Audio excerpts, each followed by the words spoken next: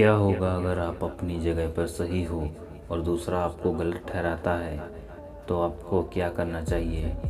चलिए आज मैं आपको बताता हूँ कि आपको क्या करना चाहिए। अगर आपको कोई कहता है कि आपका ये काम ठीक नहीं है, आप बिल्कुल गलत हो, तो जाहिर सी बात है कि अगर आपको अपने आप पर विश्वास है, आपको वो काम अच्छे से पता है जिसे दूसरा व्यक्ति गलत बोल रहा है, तो आप अपनी जगह पे सही हैं, क्योंकि आप जानते हैं कि कितना अच्छा वो काम है, कैसा है, उसके बारे में आपको फुल नॉलेज है। लेकिन आपको जो व्यक्ति गलत साबित करने की कोशिश कर रहा है वो गलत ही है, क्योंकि ये आपको पता है।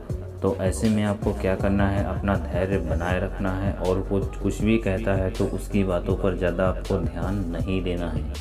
सिर्फ आपको अपनी ही जिद पर टिके रहना है, हार नहीं माननी है, क्योंकि आप जानते हैं कि आप सही हैं, दूसरा व्यक्ति नहीं जानता। चलिए मैं आपको एक कहानी के जरिए समझाने की कोशिश करता हूँ। एक दिन मैं घर वापस आ रहा था, तो रास्ते में मेरी जो है साइकिल पंचर हो गई। तो मैंने उसे पैदल ही चलाना शुरू कर दिया, क्योंकि उसमें हवा नहीं थी तो मैं इस पर नहीं बैठ सकता था। ठीक है, तो मैं एक दुकान पर पहुंचा, तो मैंने कहा भैया इसका पंचर आप सही कर दो। तो उन्होंने क्या किया, उस साइकिल को खोलने के बाद मैं देखा कि वहाँ का जो टेप है, उन्होंने बताया कि फट गया है, अब ये काम नहीं करेगा।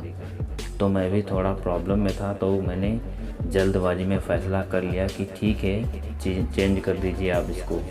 तो उन्होंने वैसा ही किया। उसके बाद में मैंने उस अपने ट्यूब को देखा जो पहले से साइकिल में पड़ा था, तो उसमें सिर्फ एक पंचर लगाने से वो ठीक हो सकता था।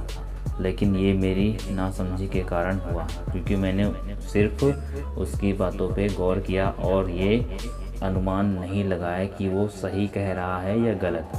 फिर थोड़ी ही देर बाद उसने जैसे ही अपना दूसरा शब्द पेश किया कि भैया आपका ये टायर जो है ये भी ख़राब सा लग रहा है, कहीं ये निकल ना जाए। तो मैं तो जानता था कि मैंने पिछले ही महीने में एक नया टायर जो है उसमें डलवाया था। तो मैंने उनसे कहा कि भैया मैंने आपसे जितना कहा है आप उतना कर दीजिए, मेरे टायर को आप वैसे ही रहने दीजिए, क्योंकि मैं जानता था कि मेरा जो टायर है बिल्कुल नया है। वो व्यक्ति सिर्फ इस चक्कर में था कि एक बार मैंने इस व्यक्ति को बेवकूफ़ बना के उससे ज़्यादा रुपए खींच लिए हैं, इसलिए वह दोबारा ऐसा कोशिश करना चाहता था, लेकिन वो फेल हो गया। इस कहानी के ज़रिए आपको कितना समझ में आया है, कमेंट में ज़रूर बताएं।